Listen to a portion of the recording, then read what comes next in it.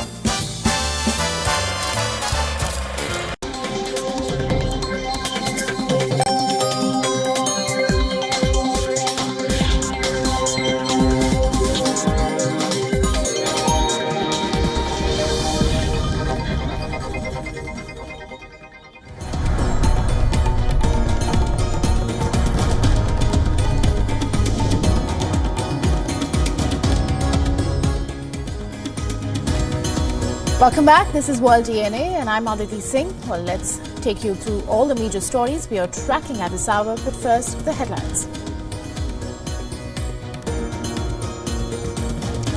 In a major late-night development, India's state of Assam scraps the Muslim Marriage and Divorce Registration Act 1935, says decision part of crackdown on child marriages.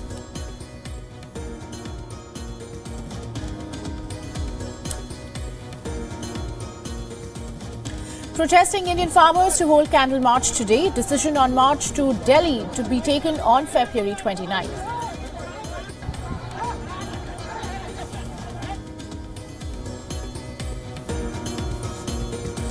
Pakistan media reports indicate alliance members PMLN and PPP moving ahead with plans to form coalition government by March 2nd and hold presidential election before March 9th.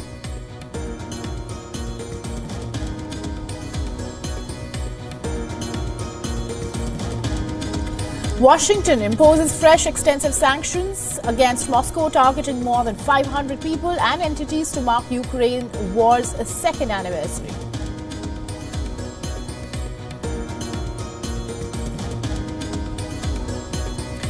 Viktor Orban declares end suspense over Sweden's NATO expansion, says Swedish counterpart's visit has paved the way for Hungarian parliament to vote to ratify Nordic nations' membership in alliance.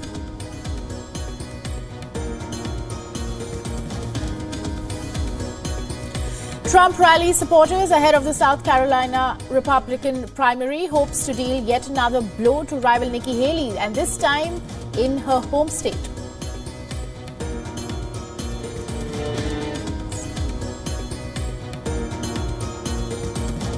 And Russian qualifier Anna Kalinskaya continues her fairy tale run at the Dubai Tennis Championships by claiming a shock win over world number one. Now Kalinskaya will face Jasmine Paolini in the final of the WTA 1000 tournament.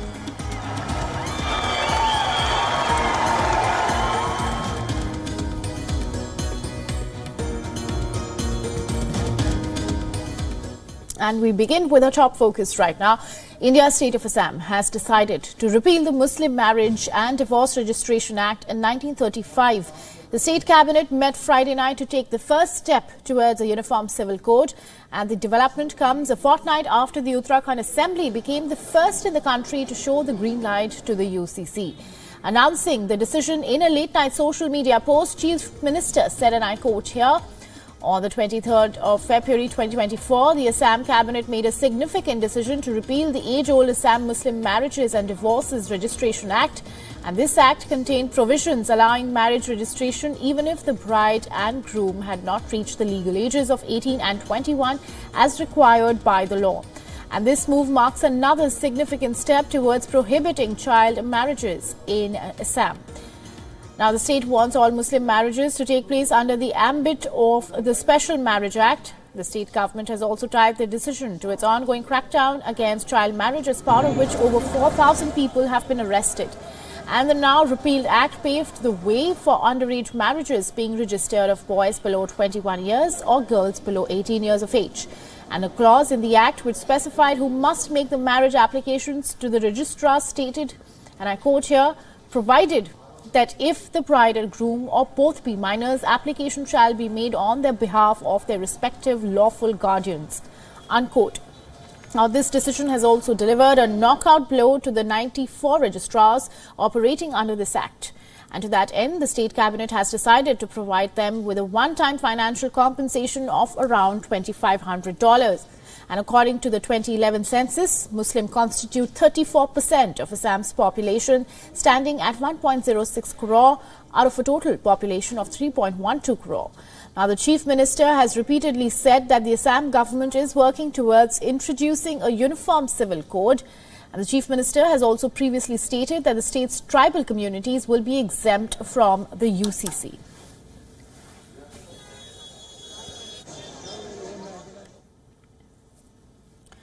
And now moving on to the developments from the farmer protests, the ongoing farmer protests in India. Thousands of agitating farmers in India will keep their march to Delhi suspended for now till February 29th.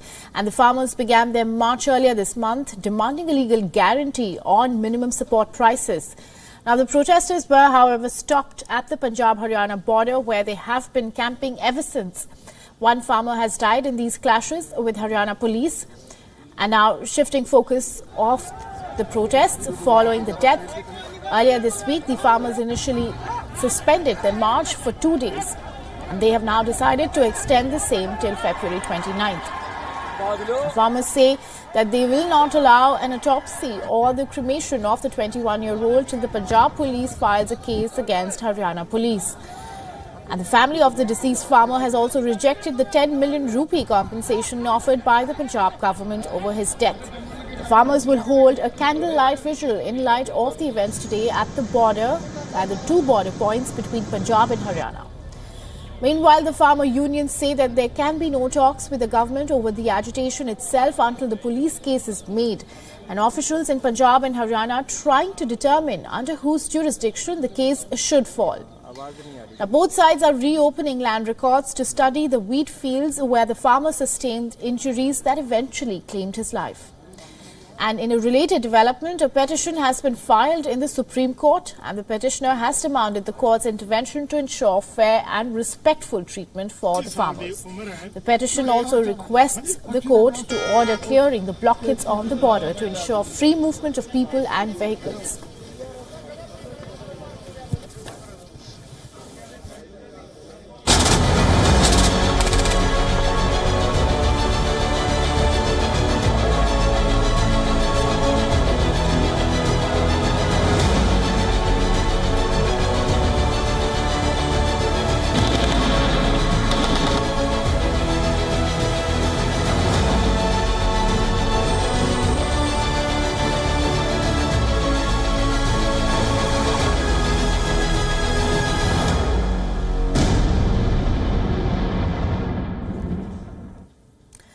As the Russia-Ukraine war enters its third year, Ukrainian soldiers are still struggling to hold the front lines, facing fresh Russian assaults.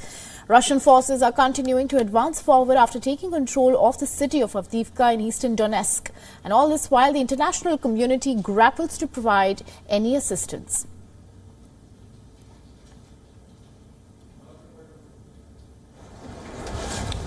Now, in the latest, Ukraine's military said that it had destroyed a Russian A-50 surveillance aircraft, and this is the second time in a little more than a month that Ukraine has reported downing the sophisticated plane. Meanwhile, Russian drones attacked Ukraine's Black Sea port of Odessa for the second night running, hitting a residential building, killing one person and injuring three. Now, Kyiv had set up an alternative corridor to ship grain and other products via its Black Sea ports near Odessa. And last year, President Vladimir Putin offered free grain to 6 African countries as part of Moscow's battle against diplomatic isolation, and Zimbabwe became the latest country to receive grain shipment from Russia. Now, on the other hand, US President Joe Biden marked the second anniversary by imposing sanctions on more than 500 targets in response to the death of the Kremlin critic Alexei Navalny and Moscow's ongoing full-scale invasion of Ukraine. Biden said that he will be speaking today with the top US allies about Ukraine.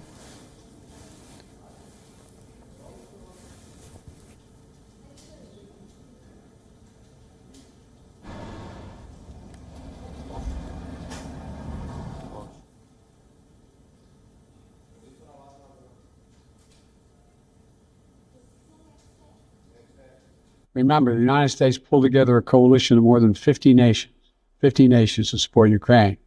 We unified and expanded NATO. We can't walk away now. And that's what Putin is betting on. He's betting on we're going to walk away. That's why I'll be speaking to the G7 folks, so some of the heads of the European Union and NATO today. That's why I'm announcing more than 500 new sanctions in response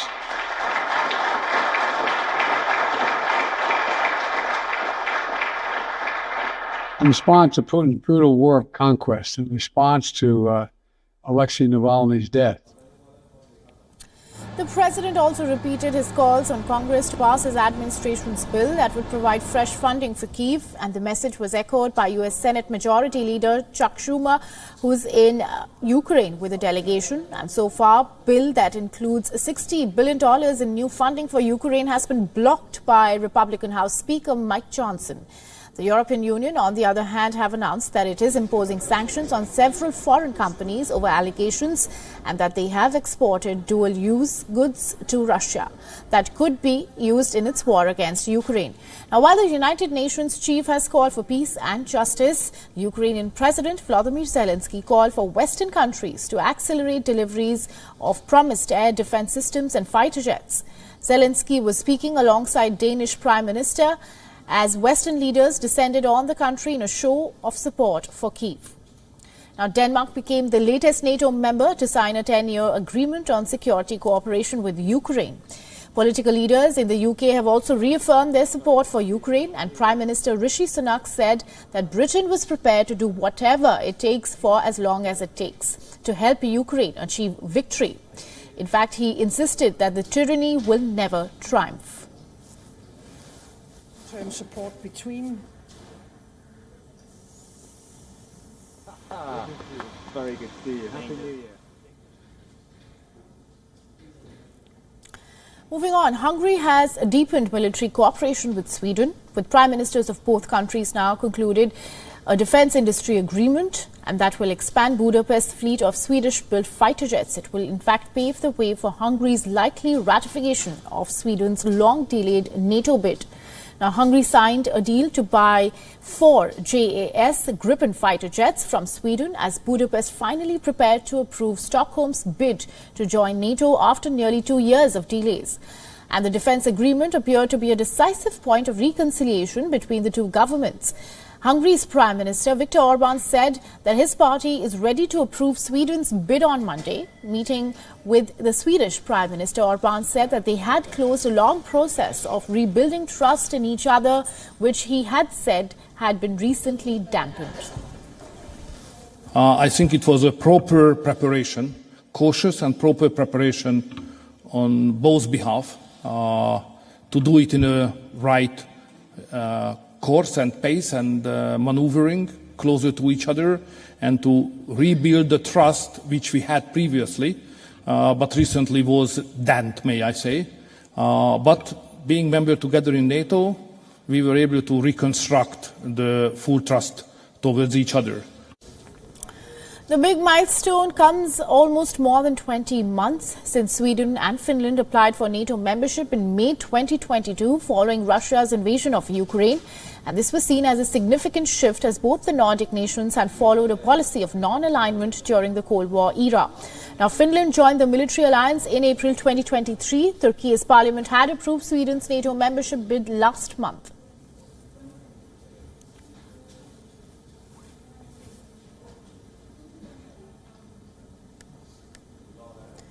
Now, moving on, Israeli Prime Minister Benjamin Netanyahu announced his proposed plan for post-war Gaza, and the international community seems to be in disfavor. As per the plan, Israel seeks open-ended control over security and civilian affairs in the Gaza Strip, and the proposal was rejected by Palestinian leaders on Friday and also runs counter to the U.S. post-war vision for Gaza. While rejecting the plan, Hamas official Osama Hamdan said that it seeks to fragment the Palestinian land. He also urged the international community to press for a peace deal and added that Palestinians should be given control of their own destiny. On Friday, U.S. Secretary of State Antony Blinken reaffirmed opposition to Israeli reoccupation of the Gaza Strip, and he maintained that the country stands against the shrinking of the Palestinian territory. Referring to Israel's expansion ambitions across West Bank, he said that the plan was not consistent with international law. He also added that expansion or settlement will be quote-unquote counterproductive for long-term peace. And now Doha slammed Israel at the International Court of Justice on Friday over its military operations in the Strip, keeping the genocide allegations alive. Qatar called Israeli military actions in Gaza, and I'm quoting here, that the most pressing threat to international peace. And this comes as the UN top court is hearing arguments from over 50 states on the legal consequences of Israeli occupation. Now, Israel continues to refrain from being part of the hearings and has said that the court's interference can dent peace negotiations. Meanwhile, as per Gaza's Hamas-controlled health ministry, over 100 people were killed in Israeli airstrikes in southern Gaza on Friday, and the strikes were launched even as an Israeli delegation led by Mossad chief David Barnea arrived in Paris to discuss a possible truce with Hamas militants. Now, one of the strikes also hit the Rafah area, where over 1.4 million Gazans have sought refuge to escape the fighting. Rafah is the same area where Israel has threatened to launch a military offensive, a move being condemned by the international community. And separately, the UN has sounded famine warnings in the Gaza Strip. As Israeli strikes continue to flatten the Strip, resources have taken a total nosedive. We have no water, no flour, and we are very tired because of hunger. Our backs and eyes hurt because of fire and smoke. We have become pale due to hunger, and we can't stand on our feet because of hunger and lack of food. Israeli forces killed at least 3 Hezbollah associates in southern Lebanon on Thursday, and the militant group confirmed the strikes that struck the group's military compound. The armed forces have been exchanging crossfire at the borders on a daily basis since the Israel-Hamas war broke out on the 7th of October.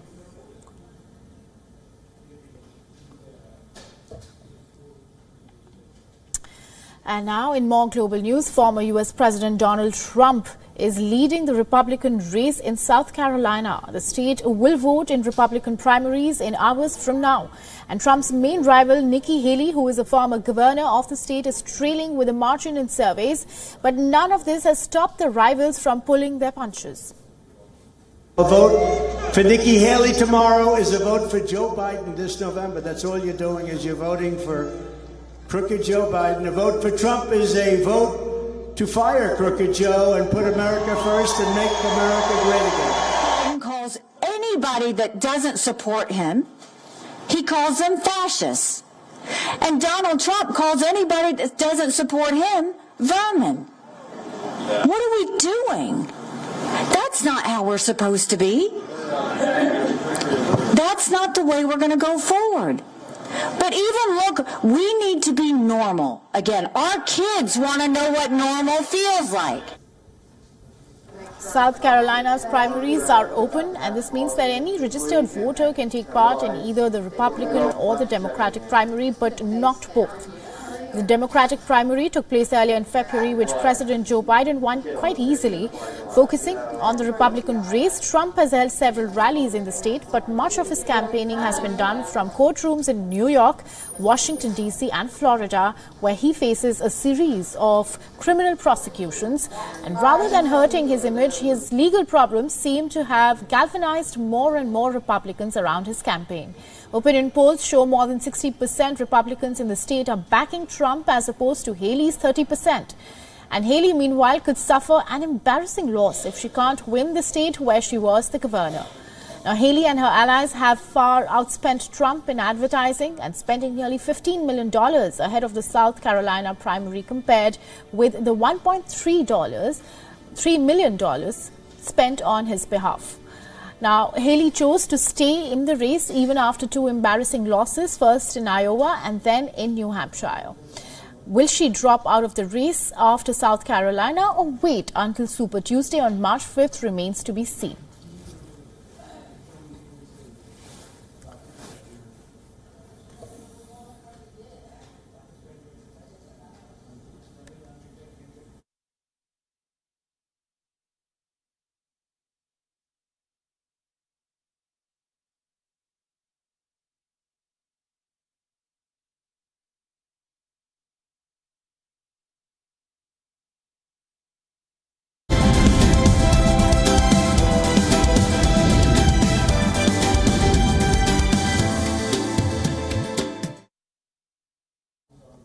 Now, in news from business, the Joe Biden administration on Friday imposed fresh sanctions against Russia.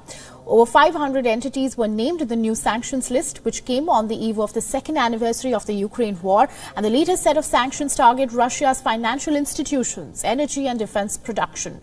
Watch the next report to know more. The United States will be slapping sanctions on more than 500 targets linked to Moscow in action marking 2 years since Russia began its invasion of Ukraine, the number 2 Treasury official told Reuters on Thursday. It's part of a coordinated Western effort to pile pressure on the Kremlin, with Britain also announcing new sanctions on Thursday and the European Union the day before. In an interview with Reuters, Deputy U.S. Treasury Secretary Wally Adeyemo explained what the sanctions, coming on Friday, aim to do. Making sure that Russia can't get access to the goods they need to build the weapons that they want, and also taking responsibility for slowing down Russia's access to the revenues they need to prop up their economy, but also to build the weapons that they want going forward. These sanctions will be targeted at the military-industrialized complex in Russia, but also in third countries, those companies that help facilitate Russia's access to the goods that they want. U.S. President Joe Biden had earlier said major new sanctions were coming in response to the Ukraine invasion, as well as the death of Russian opposition leader Alexei Navalny, though Moscow has denied responsibility for what happened to him. Biden met with Navalny's widow Yulia Navalnaya and their daughter on Thursday. The White House said Biden expressed his admiration for Navalny's extraordinary courage and his legacy of fighting against corruption and for free and democratic Russia. Meanwhile, the fresh penalties Britain announced take aim at 50 individuals and entities linked to the Russian weapons industry and sources of revenue in the metals, diamonds and energy industries. Among them are 3 electronics companies in China. The Chinese embassy in London responded with a statement saying, quote, "Any action that undermines China's interests will be resolutely countered by the Chinese side." The new rounds of sanctions add to the thousands already targeting Moscow after it began its invasion of Ukraine on February the 24th, 2022, which has so far left tens of thousands of people dead and reduced cities to rubble. Although Russia's economy has performed above expectations in the past 2 years, IMF spokesperson Julie Kozak said on Thursday it was, quote, "clear that Russia is now in a war economy." She pointed to its reliance on military spending to boost weapons production and government subsidies to prop up consumption, while inflation is rising in the country. And with that, it's a wrap on this edition of the Bulletins, but we'll see you on the other side with more news and updates from around the world. So stay tuned, and thanks for watching Beyond World is One.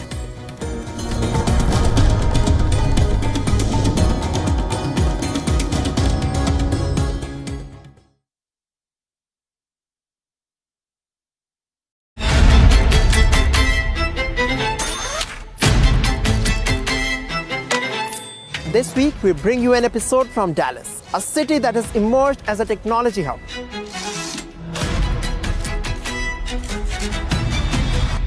We are going to meet some of the best tech minds and experience their mind-blowing innovations. A smart stroller that drives itself.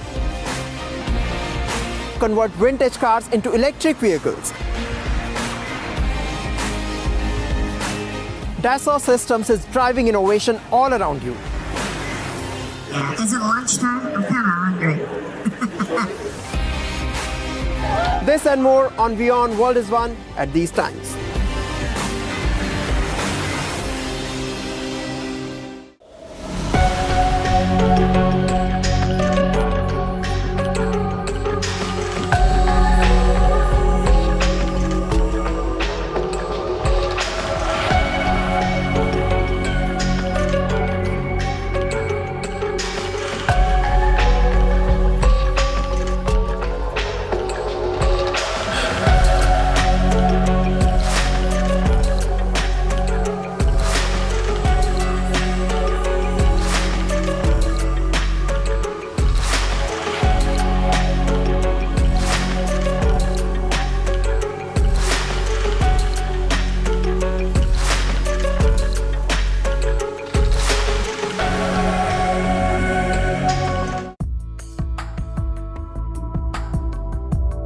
This week on the India Story, a heart-wrenching crisis, the silent epidemic of student suicides in India, with each year as numbers climb. Various student suicides are associated with entrance exam, IIT, JEE, NEET. Those competitive exams seems to trigger a lot of suicides now. Something doesn't work out, you don't have any other option. That's a very serious problem for everybody. Who is to blame? Watch on WION at these times. On Inside South Asia this week, after days of post-election pull and push, Pakistan finally set to get a Prime Minister. Shehbaz Sharif returns to power. In Afghanistan, a new diktat on Taliban's self-styled dogmatic Islam, now a ban on pictures of living things. We take you inside the Sundarbans, a look at India-Bangladesh collaborations and synergies in a hugely successful tiger conservation program. And Kashmir comes in for fierce weather, a series of devastating avalanches this winter.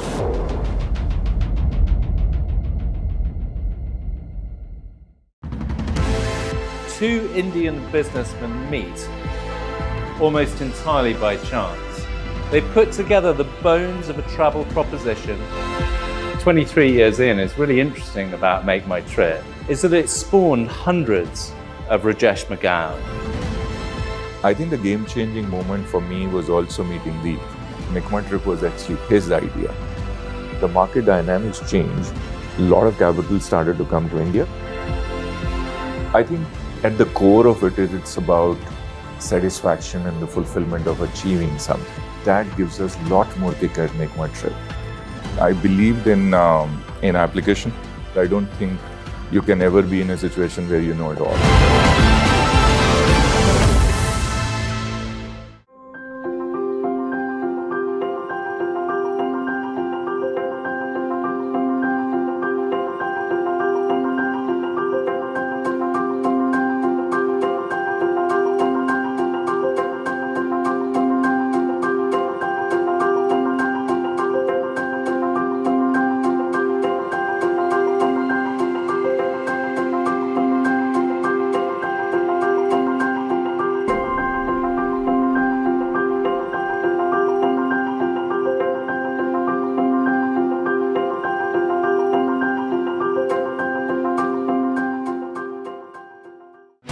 African Union leaders condemn Israel's offensive in Gaza as the most flagrant violation of international humanitarian law. The summit accuses Israel of exterminating Gaza's inhabitants and tells it to immediately end operations. Two-pronged protests take place in Democratic Republic of Congo, capital of Kinshasa. While on the one hand, protesters accuse the West of supporting the M23 rebels in the conflict-hit East, the women are fed up with the fighting in Goma. And a sculptor in Gabon transforms salvaged paper into fine art. World of Africa at these